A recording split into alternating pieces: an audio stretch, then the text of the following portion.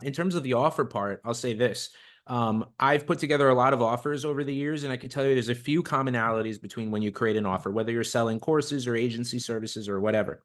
Number one, you always have to have a really solid bonus stack. And I try to do that bonus stack around whether it's in the core offer or the bonuses. I try to think about what are the objections that someone would have to buying this offer. For example, one of the common objections is this is going to be a lot of work. I need to go do this. I need to go do that. So I try to think of the biggest two or three things that they feel they're going to have to go do themselves. And then I get in front of that by offering it done for you in a bonus.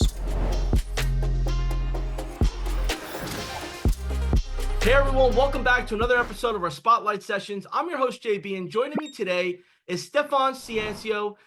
If you don't know him yet, you're going to get to know him now. Little fun fact, Stefan is a former mechanical engineer who pursued his life of freedom by firing his boss in 2015. And after initially struggling to sell courses and coaching and figure out this agency lifestyle, Stefan discovered the powerhouse of webinars, which helped him achieve seven-figure sales and then create a community and a software and a whole business model around teaching people how to use webinars to grow their business. As we fast forward now, AI and webinars, you're going to get in the loop here on some amazing things he's going to share with us. But just to share a little bit more, driven by his own transformation in this whole world of figuring it out, he co-founded a company by the name of WebinarKit, with the vision to create an all-in-one tool that empowers others to leverage webinars. Now, it's not so much about the company and the tool he created, it's about the mission of webinars as a selling tool. If you use webinars as a selling tool in your business, comment below, let us know.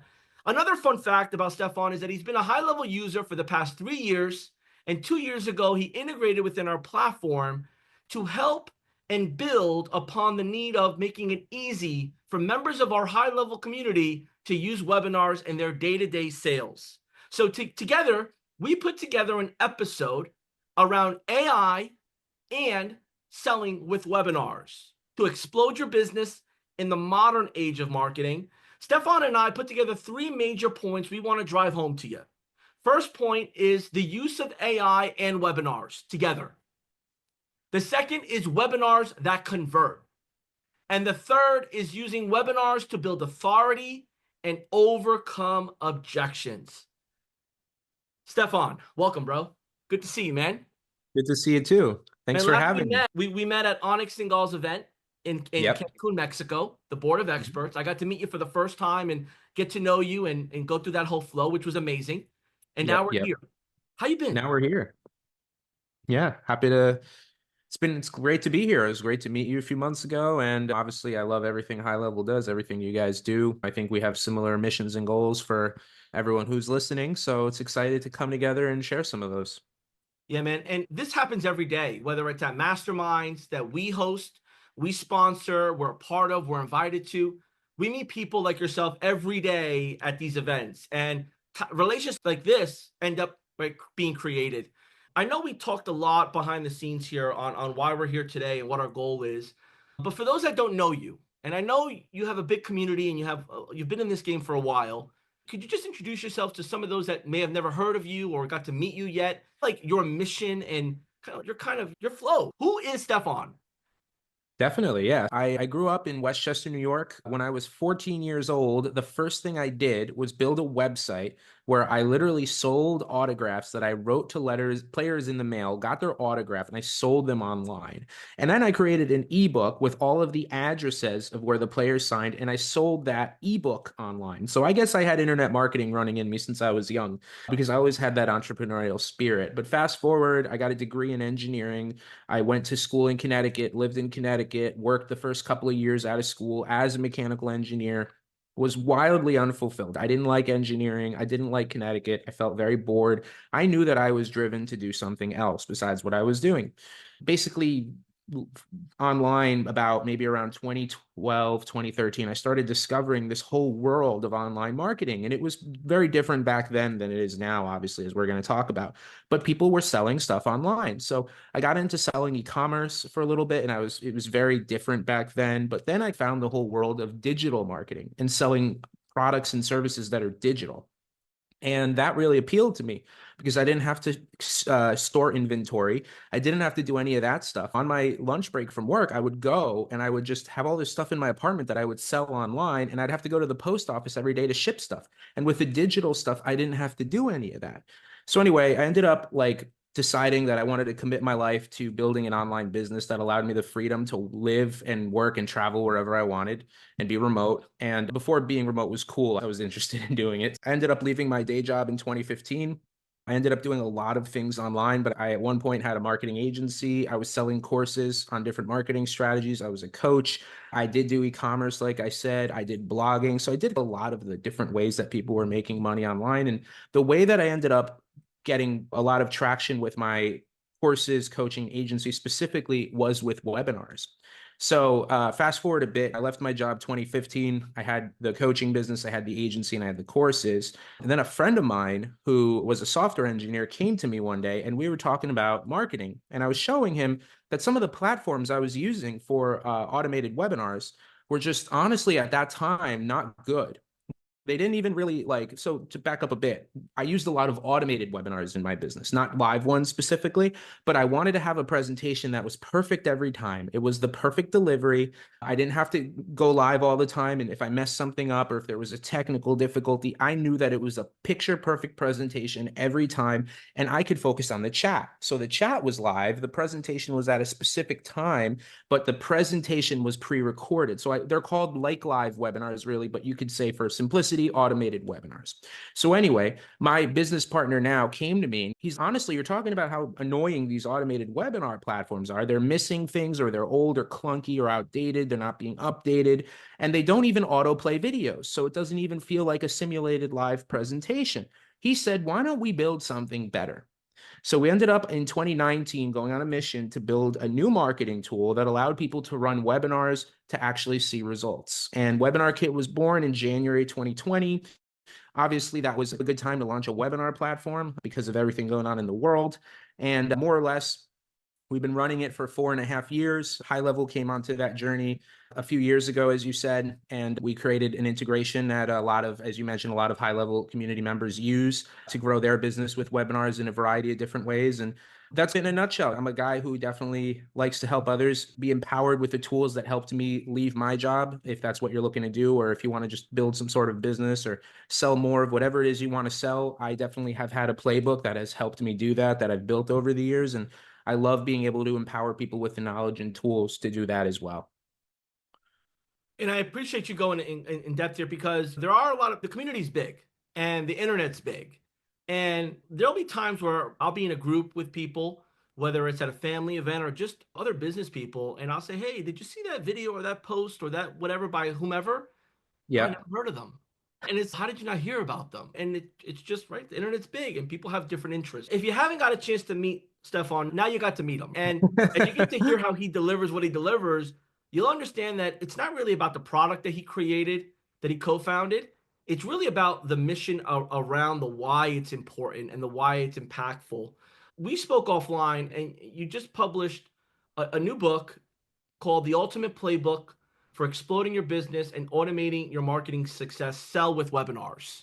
Sell more with webinars, the ultimate playbook. Yep. Yep. Mm-hmm. And can you tell us a little bit about the term playbook, right? What does playbook mean to you? And what could people expect from your playbook? Definitely. It's interesting. It's actually really good you said that because honestly, the reason we put playbook in the title is because I hate reading something where I feel like it has no application. Even like my friends, like they love reading fiction books. I can't do it. If you like that kind of stuff, more power to you. But like for me, if I'm reading something, I want to know that there's going to be a tangible benefit for me at the end of the day. And even when it comes to some marketing books or some communication books, sometimes I read it and I'm left feeling like I gained nothing.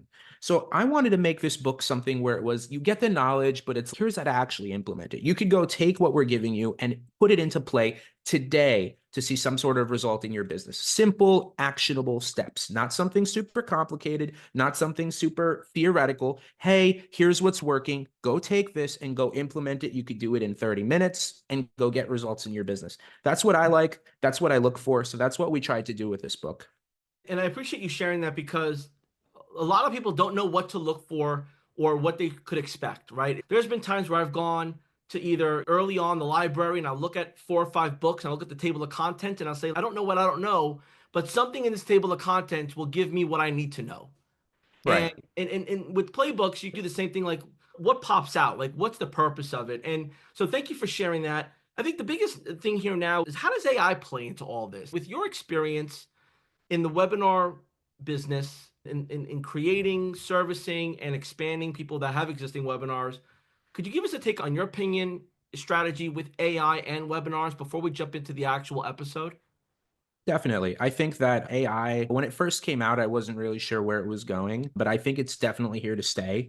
I think that's obvious at this point, but it's really crazy what you can do with marketing when it comes to AI. I am using it for our business in a variety of different ways. I've used it to help really hone in on our customer avatar. I've used it to really hone in on our webinar marketing, our outside of webinars marketing. And honestly, it comes up with things that you would be shocked that it's coming up with. And it's only getting more intelligent every day. I remember when it first came out, I was playing with ChatGPT and another tool called Claude. For those who may not know it, they're both amazing for different things. But the marketing was like, I remember being like, the marketing's pretty good, right? A good copywriter will still destroy the marketing that was coming out back then. Now it's coming up with stuff that me, you could argue I'm a seasoned copywriter of 10 years now. It's coming up with stuff where I'm like, I never even would have thought of that, but that's a really smart idea. It's already, in my opinion, caught up to where we are in terms of human capabilities. And I think it's not long before it's going to surpass it. So if you're not using AI in your marketing, I do believe you will be left behind at some point.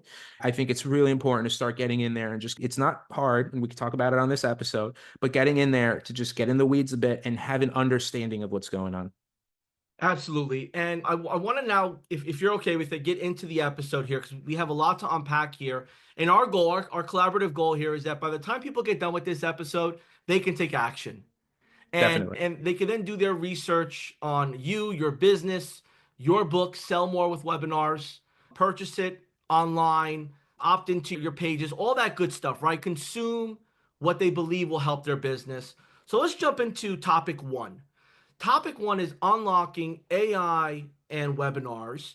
And to kick this off here, my question to you is can you elaborate on why every business needs a webinar and why having one is not that hard, especially with leveraging AI? Definitely. So this is right up my alley. Essentially, what is a webinar, right? It's basically just a presentation that is put together with the purpose of taking a stranger, someone who's brand new, and within a very short amount of time, generally as low as 10 to 20 minutes, as long as a couple hours, sometimes more, sometimes actually as long as a few days, taking that person on a journey from cold person who doesn't know anything about you, doesn't know you, doesn't necessarily like you, doesn't trust you, to being someone who after 20 minutes up to a few days knows you, feels like they know you, feels like they trust you, feels like they like you, feels like you're the authority on whatever it is you're talking about, and is either in a position right now to go and buy whatever it is that you're selling, or is now such a fan of you that they might not be ready to buy, but they're going to open every single email you send, and eventually they are going to buy from you. So I like to say that a webinar is a tool that can help you maximize the amount of now buyers and later buyers within a very short amount of time. And you could do the same thing in terms of if you have a sales page or you have a YouTube channel or whatever, you can still build a relationship. But what's powerful about webinars in the context of what we're talking about is you're doing that same thing. You're building that no trust factor to maximize sales and trust and all of that in the shortest amount of time possible.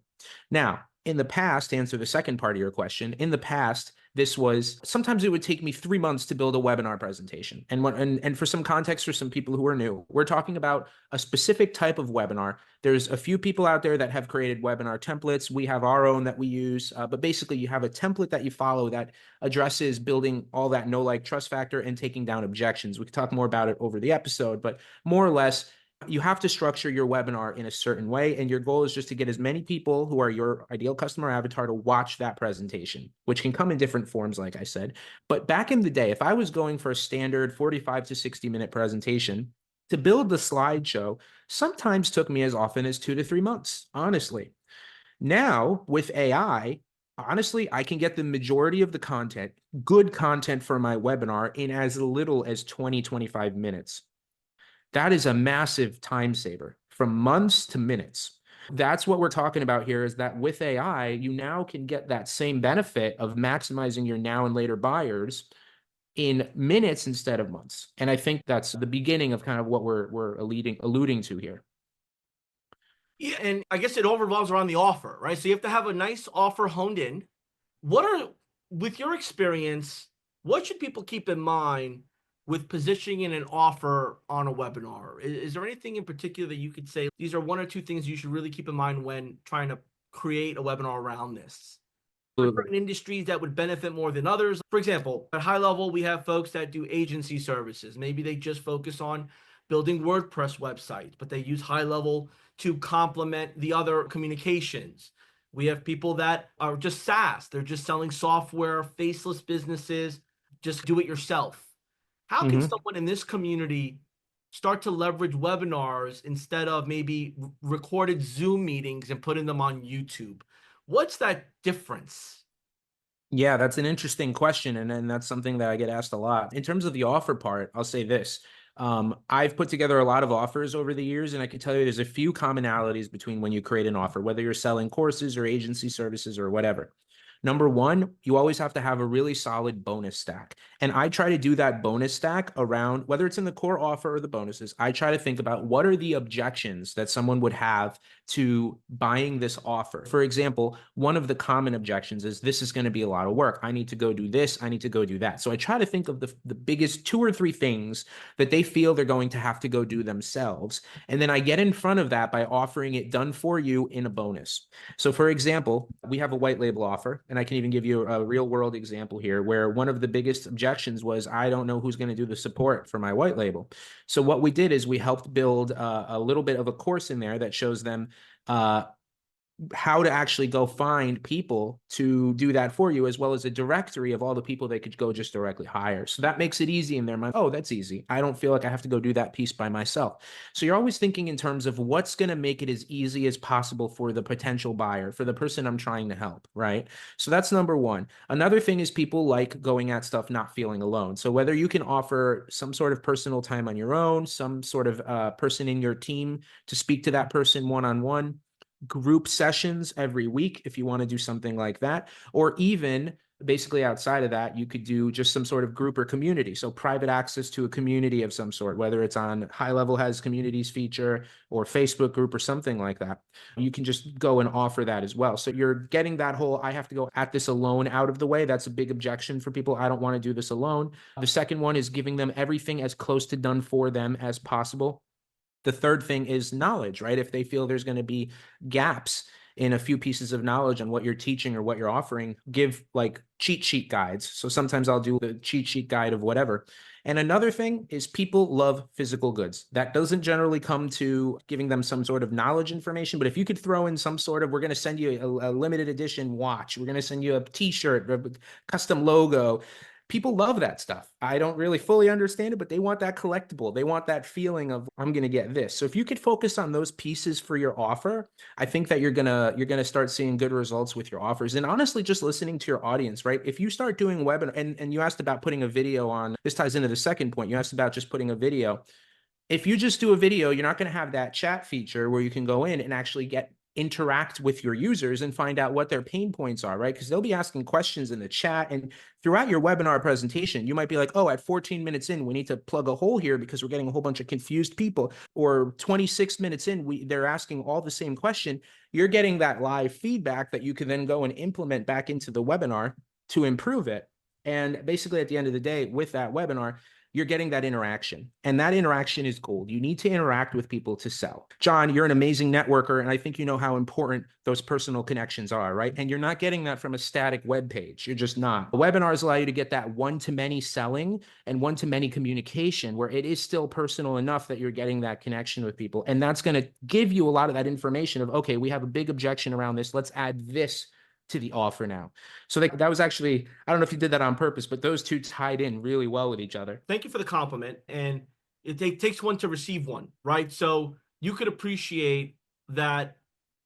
What I'm going to ask you is what I didn't know before I got started. What I do every day, every other week is I run a challenge. And I never did this before ever. Even when I had my own business, even when I was working for other publicly traded companies, like I never had a webinar or a channel. I never did all that. So I had to Hmm. learn on the run.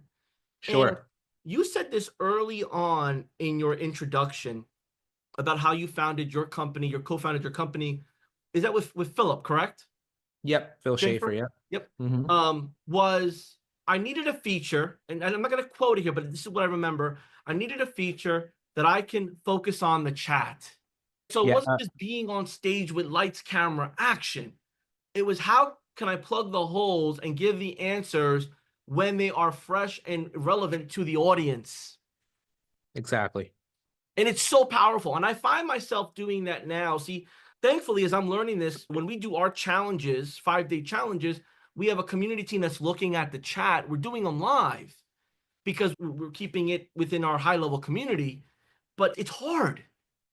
It's hard because you want to get people when they want it. And I feel like that's a big takeaway. If you're tuning in right now live to this, write that down. Like you need to be monitoring the chat, engaging, and obviously keeping in mind that they think you're live, but engaging with them and taking note of this is important. So thank you for sharing that. And that one-to-many selling was also a pretty new concept to me. I'm an 80s baby. So like I came from the old school day of like more is better, right? Instead of a short to the point, it was write an essay or a thesis about your answer. Where now less is Right. more, right? Sure. So before I would go one-to-one with somebody. So what you're saying right now, man, is resonating and getting me pumped up. And I'm hoping that the audience at whatever level they're at, it's either getting them interested or validating that they're not crazy. What you're doing, if you're Sure. doing this now, you are not crazy, right? You're just shifting through market changes. So I want to pivot here because you pretty much hit my next question without me getting to ask it, but I'm prepared. I came prepared for the audience. My next Perfect. question is, what are the common misconceptions that you hear, you experience at masterminds, in your private inner circles, in your groups about hosting webinars? And what advice have you given or have you seen people take from others within those groups to overcome those fears? Because I think it's a big deal that people will give themselves excuses on why this is not for them, even if they are beginner or advanced experts. There'll always be that kind of side of the brain that says, hold off, this isn't for you. Could you Yeah. elaborate on that a bit before we jump to the next topic? Definitely. I think one of the big things that I've been hearing for a couple years now is webinars are dead. And it's hilarious because the top marketers are still using webinars. Now, I don't think webinars are dead. They're far from dead. They have evolved, they have changed since the beginning. And what I mean by that is when I started with webinars years ago, it was honestly oftentimes very simple, where it's I'm going to send an invite to a live webinar. I'm going to get a 50 to 60% attendance rate. I'm going to get sky high registrations. 50 or 60% of people are going to turn up. And then basically from that point, I'm going to do a replay and I'll get almost 100% viewership. And my conversions are going to be sky high. Since then, webinars have evolved. They've definitely have. What's working a lot more now is definitely, and it's, you mentioned old school. It's these days, how many people sit and watch something live on TV the time it comes out? Everything is on demand. So really, it's the same kind of thing with webinars. And we've actually, it's actually interesting. I could share this because we just did a whole analysis based on our 18,000 users. But basically, right now, we have the data to support that on-demand webinars are, on average, so much more popular than live webinars. And you're getting, by doing automated webinars, I wish I had the data in front of me right now, but actually, you know what? Let me see if I have time Pull to it pull up. it up. I'm gonna just work with the audience here. Give me Stefan's putting this together here. You heard it from him. He's got 18,000 users, 18,000-ish users that are using his platform. There's an integration with High Level. He's in our marketplace. He's a high level user. He uses our software in and out for his day-to-day business, and it has friends and partners and relationships with those that use our software too. So this isn't an outsider coming in. He's part of our ecosystem, right? He's a high leveler, right? Put it in better terms here. What questions do you have for him? Jot it down below. Jot those questions down. Let us know what industry you're in, because we'll do our very best to pull one or two industries if we can. If not, he'll reach back out to you or you can send him a message. Guy's easy to find. So I want you to feel comfortable to engage with Stefan, but more importantly, engage with us. you got something here really quick, and then we'll get back to our program. So show us what you got. Yeah, I want to share this, and I think that your viewers will appreciate this. But basically, look at this, right? We did some data. We do live and automated webinars on our platform. So what did we find? We found that, like, on average, each automated webinar is shorter than a live webinar, 68 minutes versus 100 minutes. And the attendance rate is dramatically higher on an automated, which supports what we're talking about, right? These days, you talked about what changed with webinars. These days, everyone's watching automated because they want to watch it on their own time. If you want to get the best of that live feeling, as well as people who want to be on demand and still get that live touch point, the automated webinars are going to be better than doing just a video on a sales page at the end of the day. Conclusions, real quick. Automated events see 7% less registrations, but they see 24% more attendees. This means that if you got 100 visitors to a landing page for an automated webinar and 100 visitors to a landing page for a live webinar, you're going to see a 50% increase in webinar viewers. With good traffic, that could mean a 50% higher amount of sales from an automated webinar. So 50% higher conversions compared to a live webinar if you do an automated over time. So if you're not doing automated events, you got to get into them because they definitely see the better results in 2024.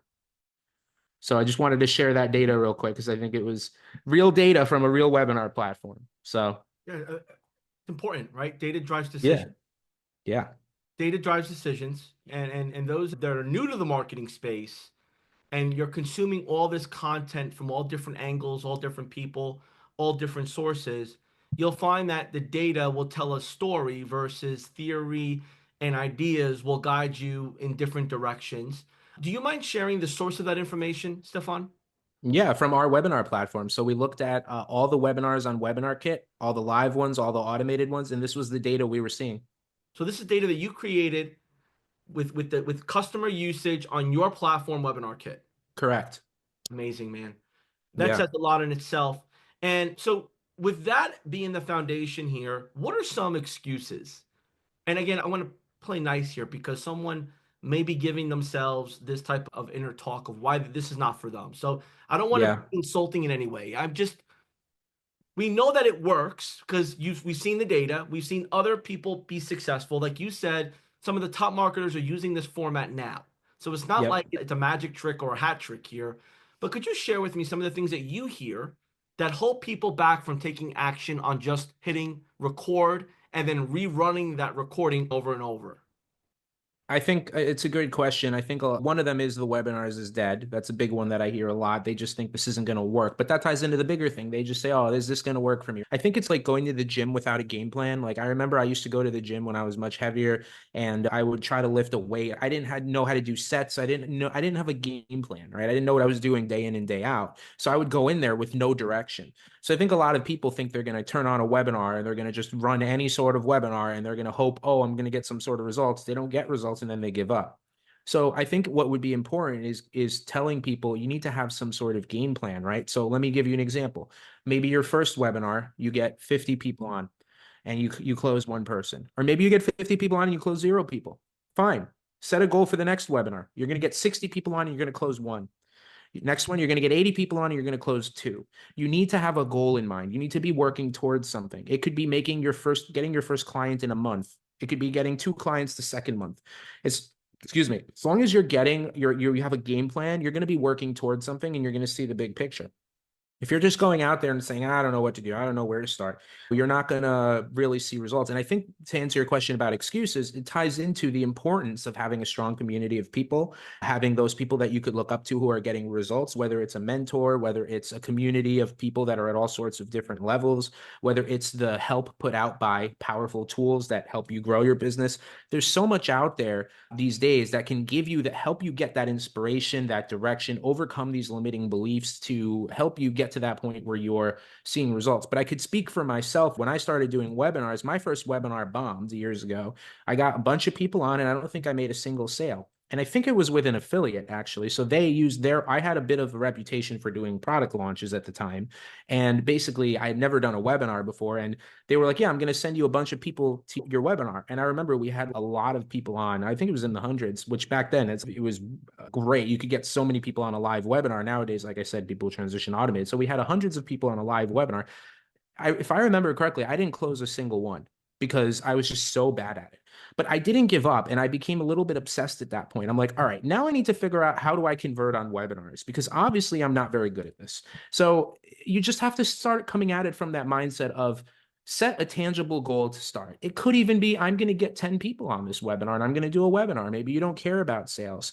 And I've had clients who haven't even had an audience, actually. They haven't had an email list or they don't have any sort of audience. They're not ready to run ads. And I tell them run what's called a family and friends webinar. Just invite your Facebook friends, invite your LinkedIn friends, invite your friends, and call your mom, whoever. Just get a bunch of people on your call. And I had one client who did his first webinar. He had about 10 people on there, and I think they were all people he knew or colleagues, but the topic was interesting enough that he closed his first 5K client on that call with a family and friends webinar. So when I say that you can do this, I really mean that you can go out there and do this. You just have to start and set a tangible goal. His goal was to get 10 people on a webinar, and he did. And he got a client. So just have to start with a simple goal. Don't make the end goal that you're going to get rich on your first webinar. Start with bite size. Start with, I'm going to just speak to 10 people. And that's going to usually lead that snowball that gets you to the next step and so forth. Yeah, and I just want to engage with our audience here for a moment. If you're just tuning in now, you got to hit the back button once we're done. You got to replay this because you missed a whole bunch of action items and foundation on what you could do to implement this in your business right away. For those that have been here, how many of you have a webinar now that you run? Doesn't have to be perfect, just you run the webinar play. Let us know in the comments below. And with what you know now, what's a potential add-on or change that you'll consider? Or what are you thinking about, right? Have you written a page of notes already? Do you have a bunch of questions that you're finding Stefan on social media to ask him directly? What's going on in your mind as you're listening up to this point? Because what we're about to jump into now is bullet point 2. And this is where we're about to get into really the money-making activities. And that is webinars that convert. And convert's a word that's thrown around a lot. It's like the word scale. Scale and convert. If they were lottery numbers, I'd play them every day. If there was like a lottery word game, I'd play it every day. Scale and convert, throw it on there. You have a 4-step webinar framework that you guys fall on the sword on. It's what's built your businesses. It's what you teach your community. And that 4-step webinar framework has everything to do with the hardest part, turning cold leads into hungry buyers, right? Yep. So with that in play, could you tell us how does storytelling fit into all of that? And storytelling, is it important? Is it something that you have to really focus on? Like, how do we start to build the converting portion of this machine?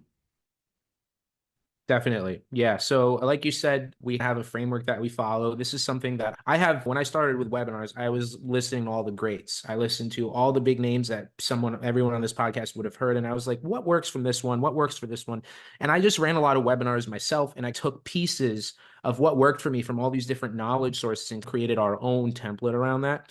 And when it comes to what actually works, really at the end of the day, you mentioned about storytelling. You need to have a big hook, right? The hook needs to be fresh. It needs to be new. And you could have a new hook on an old idea. That's why everyone who's doing the whole webinar is dead fingers. People who come out and talk about mini webinars, webinar workshops. I saw someone say nano webinars. Take a fresh take on an existing idea. It's all about the angle, a new fresh take. So that's number one. You pair that hook, that angle with a really good backstory. Honestly, it's so funny because, I often hear people when it comes to webinars talking about, oh, I want to shorten the backstory thing. People just want to get to the meat and potatoes. But at the end of the day, and John, you know this extremely well too, getting that personal connection, right? People don't buy products, people buy people. You must have heard that saying at some point in your career. People want to feel like they can know and trust the person oftentimes behind the brand. And honestly, it's crazy because there's a woman out there, I don't remember her name. She has a 5-minute webinar on selling soap. Okay. She has a 5-minute webinar to sell soap. So if you think that webinars can't work for your product, go check out the 5-minute soap webinar. You probably Google it. It's easy to find. But when it comes back down to this, though, you start with that story. You want to build a connection and you want to make sure people could resonate with you, right? When you watch a movie, a 2-hour movie, what are they doing for the first 30 minutes, 45 minutes of that movie? They're building the hero arc. They're showing you the hero's journey so that you resonate with that person, right? Sopranos, for anyone who's watched it, did a hero arc on the mobster who was a bad person and made you resonate with him. So that hero journey can get people to resonate with you, especially if they could see a little bit of themselves in you. So if you start building, and I'm not saying make it 45 minutes, but like that first part of what we do is really getting a story that focuses around your starting point, the pain that you faced, and then how you overcame it to get to the other side. Because most people who are watching that webinar, if you did got the right people on there, are in that first stage where they're feeling the same pain that you felt before you overcame it on what you're teaching. So you have to really show them you were in their shoes. And if you could successfully do that, they're going to resonate with you and listen to you because they want you to hold their hand to that other side where you overcame that problem.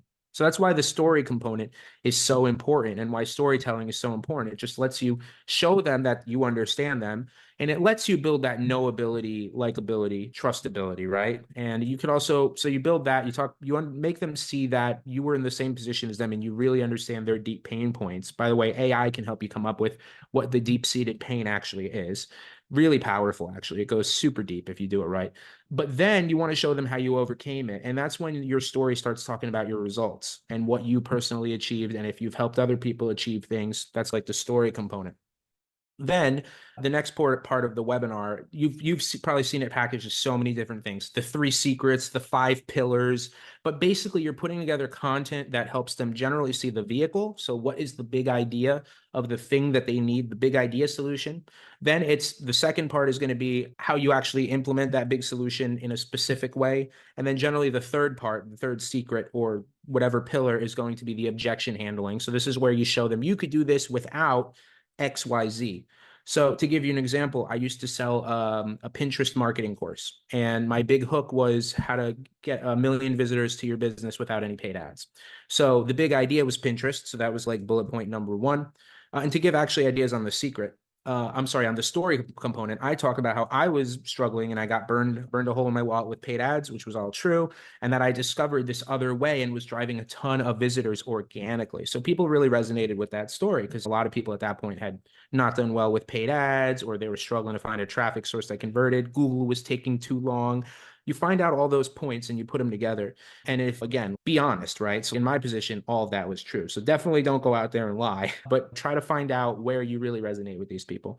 And then from there, my 3 pillars were Pinterest is the big idea, specifically my take on Pinterest and how I implemented it in a bigger and better way. And then the objections. Hey, Pinterest doesn't work for me. My niche isn't on Pinterest. And I would actually take them on screen on Pinterest. And I would have people on my webinar when I was doing it live would be like, hey, give me a niche. I had everyone in the audience tell me, what's your niche? What's your niche? And I showed them on screen that all of their niches were on Pinterest. And I showed them their competitors getting millions of views while they were getting none.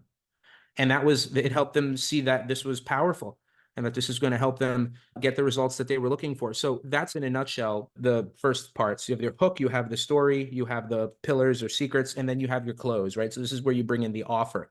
And I'm sure everyone on here, if you haven't, an offer stack is where you stack the different pieces to really build the value.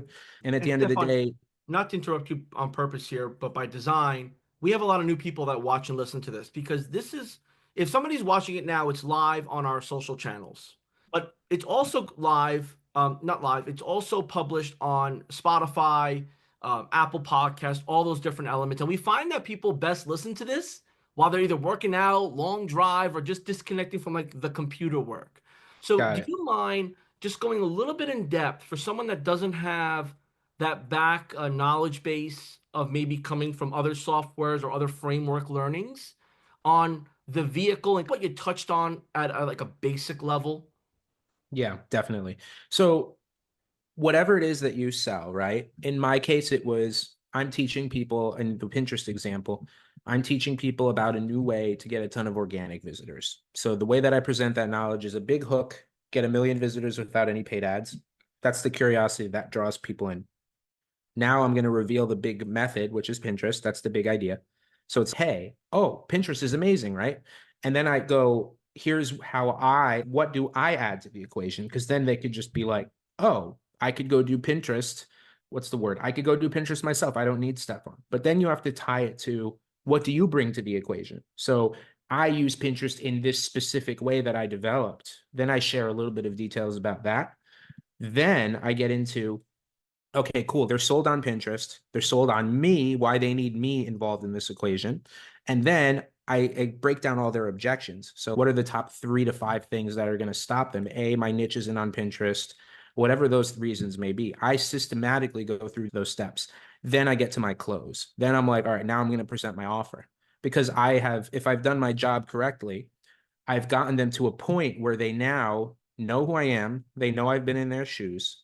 They know they could trust me based on if I've done my job right, what I've presented in the webinar, whether that's testimonials, social proof, authority, results, whatever piece that you put there. Now I'm going to make an offer for them.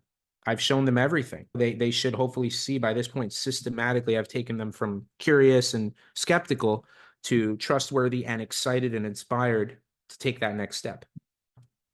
Absolutely. And I appreciate you breaking that down as basic as possible, because every day we learn more and more that some people are just at different parts of their journey. And I think the biggest take home here is a process, it's structure, it's consistency, it's repetitive, right? Over and over, getting better as you go. So if I understand this right, building trust has everything to do with the story and the connection with the audience. Having your hook, the vehicle, which what you refer to, and it's referred to that in your book as well, that you've co-authored. And then the driving of the sales was with that irresistible offer. I want to just touch on the offer real quick because this almost sounds too easy as I start to replay it back in my mind. And I'm not an expert at all at this. I've never ran a webinar or sold something on a webinar particularly. So I'm going to put my shoes on myself and on those that relating to me. When I joined webinars in the past, there's some sort of expiration date, urgency, scarcity, limitation. How does somebody go about creating that fear of missing out without it being something that, right, holds them back from success? Is there any insight you could share with, start with this, get a feel of it. You can turn it up a notch to this, but really you don't want to go this far because you may not get anything, or you might turn people off from listening to you in the future. Yeah. On that answer.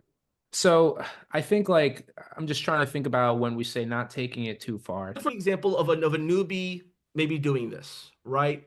There's only 10 copies available. This is only available till the 31st and you'll never see it again. Or we have only 4 spots available and that's it. Like the super slam the door, lock the door, throw the key away. And Yep. then the next day it being available. Sure. Yeah. So that's definitely that happening a lot. At the end of the day, what I like to do, John, is when I run webinars, is I like to have, if I'm doing it live or automated live, whatever, a lot of times I'll have a timer on the webinar, like a 20-minute, 25-minute timer. And what I will do is I will do a webinar only bonus. Now, that bonus generally won't take away from the value of the offer. Like sometimes what I'll do is it'll be a 30-minute call with me, or it will be some additional piece that helps you do something supplemental, but it doesn't often take away the value from the actual webinar. Now, another thing that I've done before is I do a discount on the actual webinar. So I'll do a price discount. And then what I'll do is during the replay, I'll have another price discount that's not as good as the one that was on the webinar, but it's still a discount before bringing it back to normal price. So almost like a 3-tier system, because a lot of times I still want to give benefit to people who watch the webinar. So top benefit would go to people who come on for the live event. Second benefit will come to people who watch the replay, and lowest benefit will come to people who don't watch the webinar at all. So that's one way of structuring it. But I agree. I think there needs to be thought that's put into with your urgency and your scarcity. Very powerful tools. They drive a lot of my marketing. But at the end of the day, you need to be a little bit more mindful about what are you actually putting out there for people? And are you just mindlessly being like, oh, I'm going to limit this thing in this way? No, have some thought behind it, right? I think that's important. And what's so powerful, John, is you can go, and I do this a lot too, go and ask ChatGPT. Go and ask Claude AI and say, I have this offer. How can I create an urgency or a scarcity that is really well thought out? And you could take this prompt. You could take my words and put it into a prompt, really thought out, and allows me to not come off like I'm creating false urgency or false scarcity, and just see what it comes up with. It is amazing how many times I talk to AI, and we know this episode involves AI, obviously, and I just ask it straight up what I want to do. And some common prompts I use are use the laws of direct response marketing copy. So I will say, I need to do this, write an email that gets the highest conversions using the laws of direct response marketing copy. And honestly, it is amazing what it comes up with. But it's all in the prompts, it's all in how you ask the AI what you need it to do. Honestly, I think for anyone who's always, and it's crazy these days, if you have struggle in your business, you can go ask AI and it'll give you an amazing answer in 85% of the time, you know? Absolutely. And I really like how you touched on sharing that this isn't all thought up original. You're using different laws, different frameworks, different things from experts that have come before us and done it already to add a remix version of what your thought is or what your goal is. And you're leveraging that in how you talk or type or input into AI. Right. When it comes to AI, do you find yourself using one platform more than another while we're on that topic? Are you more ChatGPT? Is it the free version? Is it the 4.0? Because that'll come up at some point here. So you don't have to go too much in depth, but I just want to make sure there's a little bit of clarity around that. Or do you more Claude with their versions or something totally different? Yeah, so I'm on paid versions of both Claude and ChatGPT. I noticed ChatGPT is very good when I need overview stuff. So I might literally be like, hey, I need you to come up with 10 hooks for this, or I need you to do 10 email subject lines, or big picture stuff, or more operational stuff like that kind of stuff. I like Claude because in Claude, I could create a project, Claude projects. I could upload. So, for example, for our book, I uploaded our entire book manuscript. I uploaded the sales page for the book. And then when now it has that context, I will go in and say, write a 30-day autoresponder sequence using the laws of direct response marketing copy.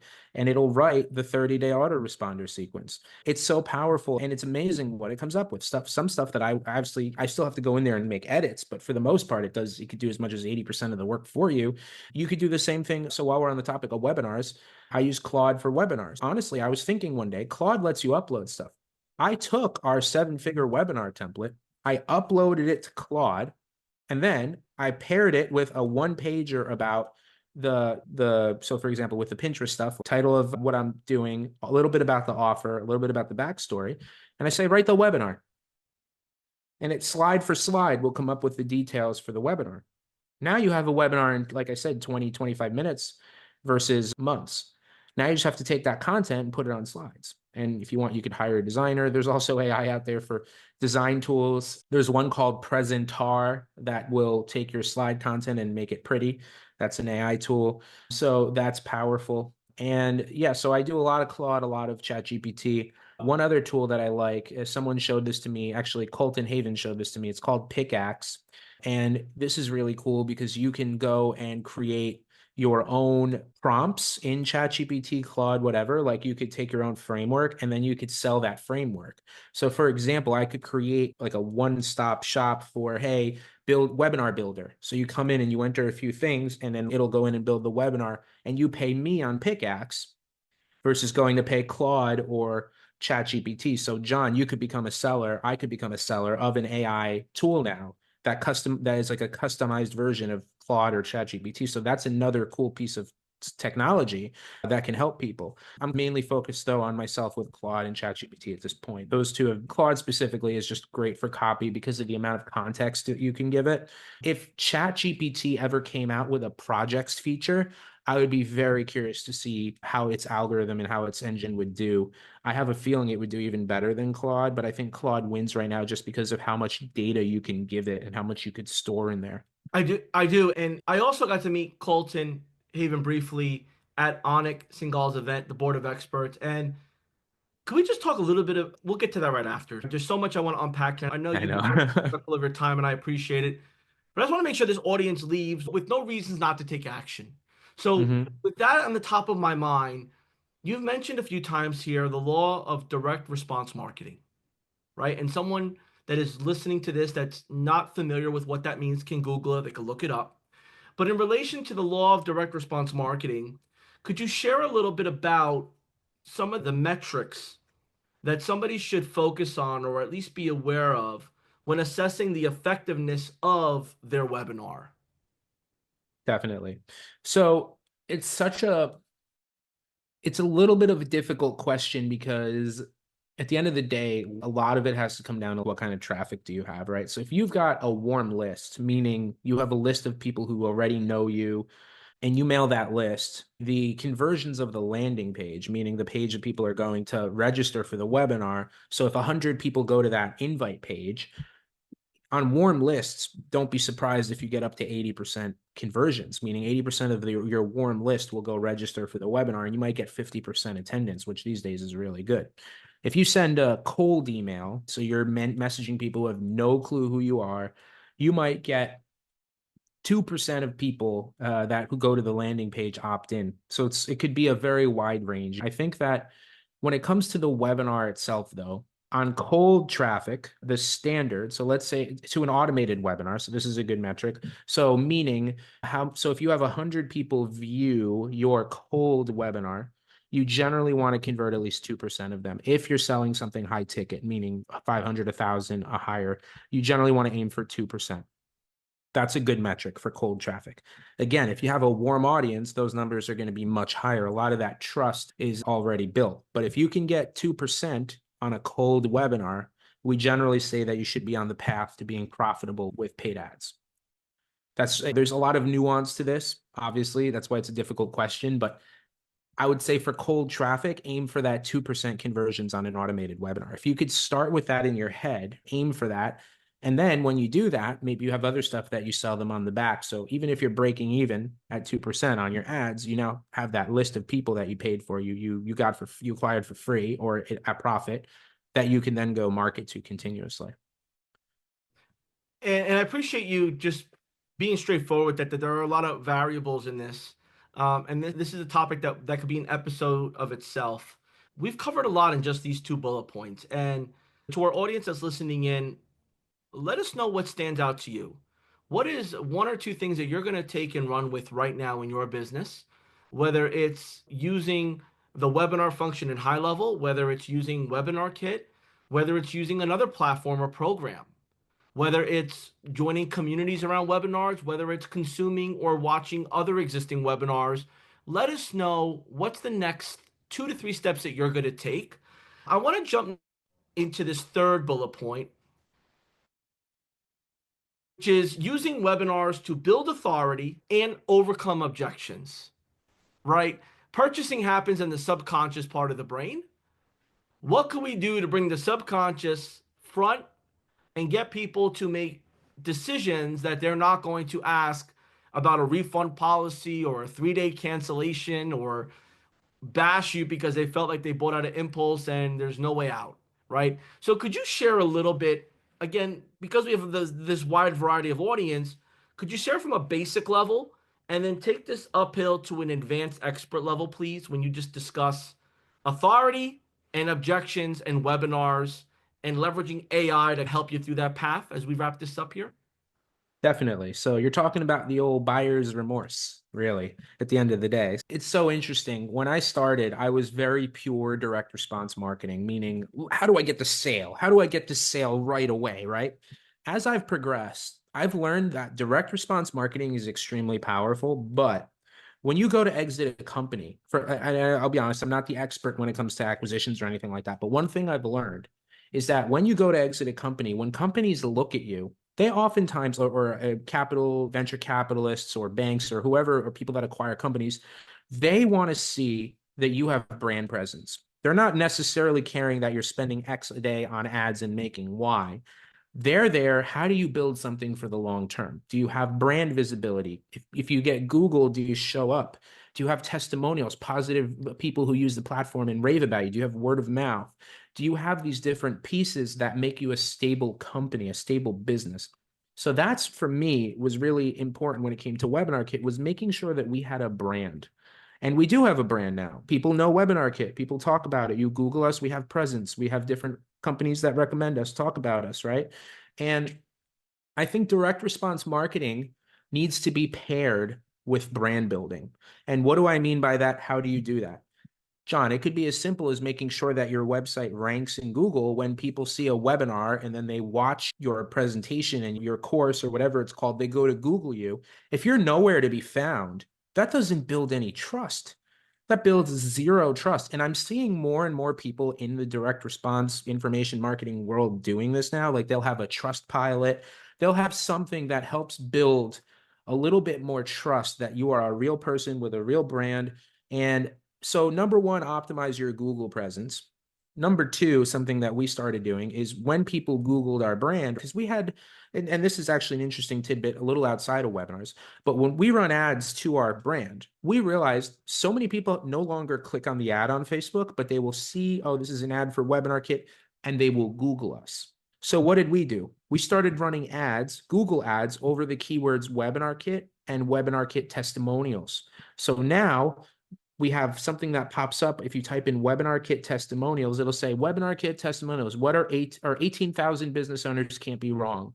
And that links them to a testimonials page with overwhelming proof of people who know, use, and like WebinarKit and the results that they've gotten. So it's really about, you have that webinar, you have that, I spent 60 minutes giving people all the details about why they need to buy this. They make that purchase, right? But then nothing happens. They don't hear about your brand. They can't find you on Google. They get that buyer's remorse. That hype that you built on that webinar was not paired with anything. So you don't have the proper ecosystem set up to maximize your results from the people who buy on the webinar. Getting something ranked in Google, having some Google ads running to a testimonials, building a little bit of a brand around your product or service is so important. And if you could combine the concepts of direct response marketing with the concepts of brand building, I promise you, you are going to build a more stable, more successful company, and you're going to reduce a lot of that buyer's remorse. A lot of people came to me when I started running ads for WebinarKit, and they're like, how the heck are you guys profitable? Your ads suck. They would say that to me. And I'm like, because it's not about the ads. The ads get people aware of the product, and then we build the reputation over time. They Google us, they come into one of our funnels, and we build that trust over time. But then when we have a webinar, we're getting tons of sales on that webinar, but then we also have the long tail. So you have to combine the two. The webinar is like the thing that's going to maximize the sales now, but you want to pair that with the ecosystem for the best results long term.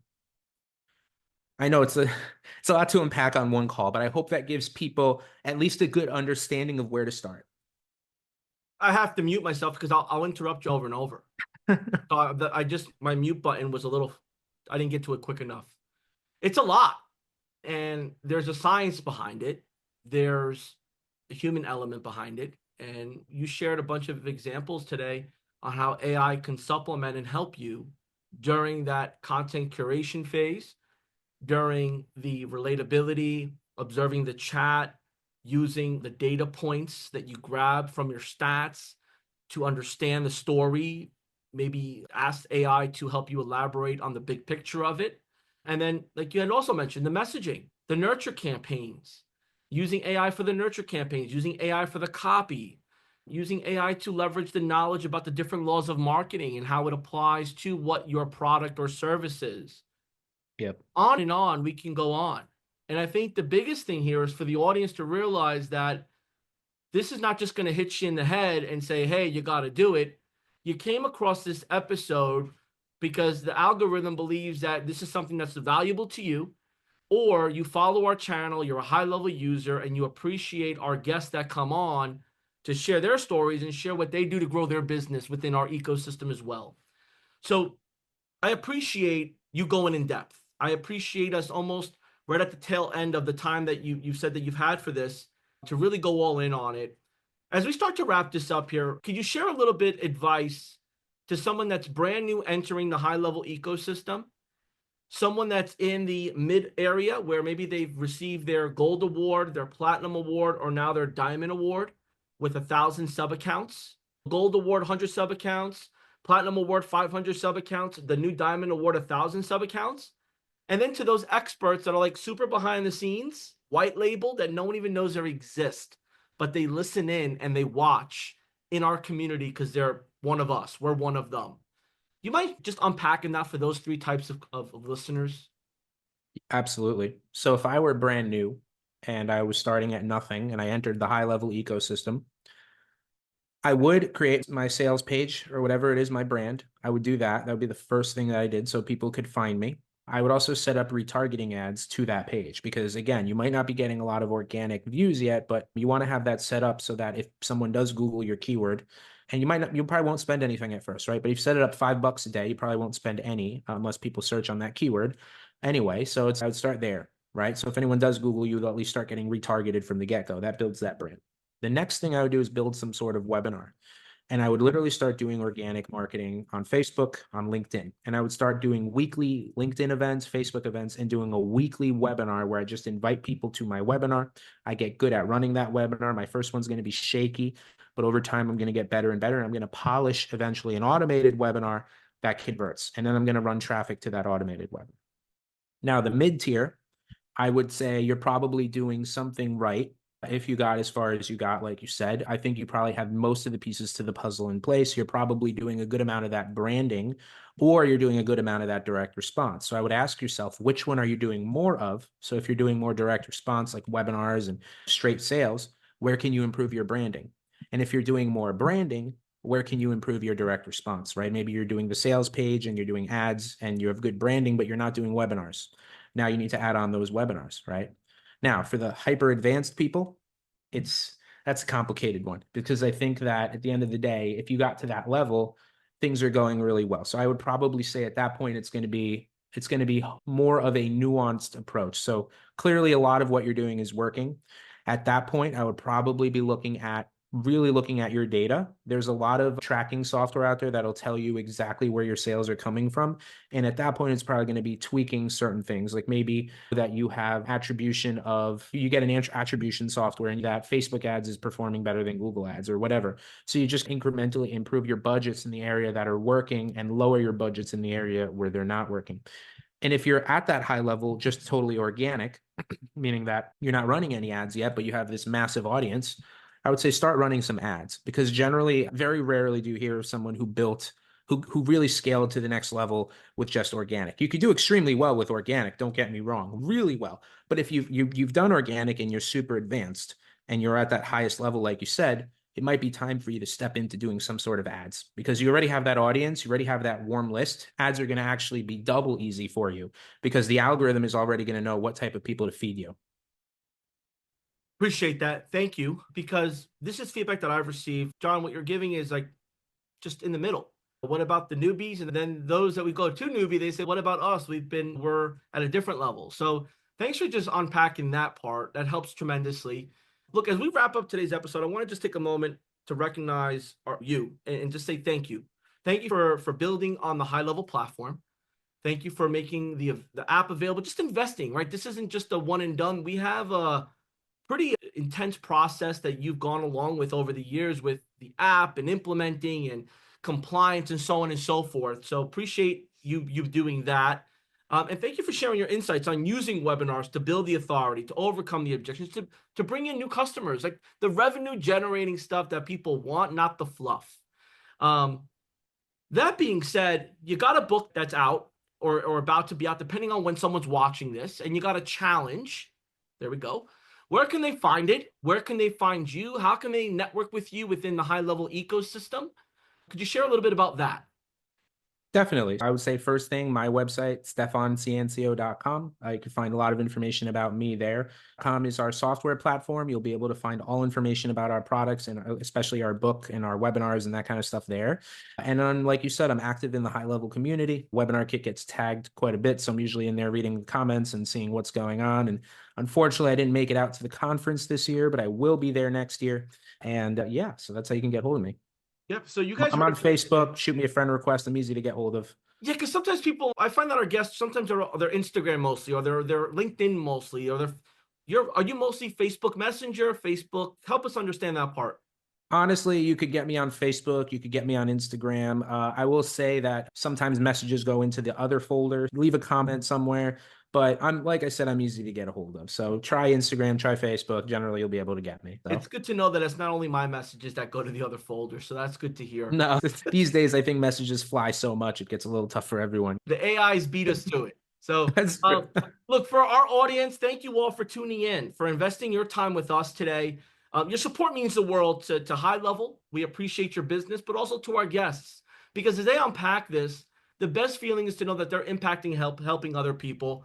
Look, Stefan and I in High Level would love to hear your thoughts on the episode, on your takeaways. Share your feedback, share your use cases, share your wins, share your losses. We want to hear it because we want to be able to help you. We have a link below. If you've never heard of High Level before and you came across this by accident, you're interested in this software, we have a link below for you to take advantage of a trial of our software, experience it. Stay tuned for more. We'll see you next time too. That's all we got, folks.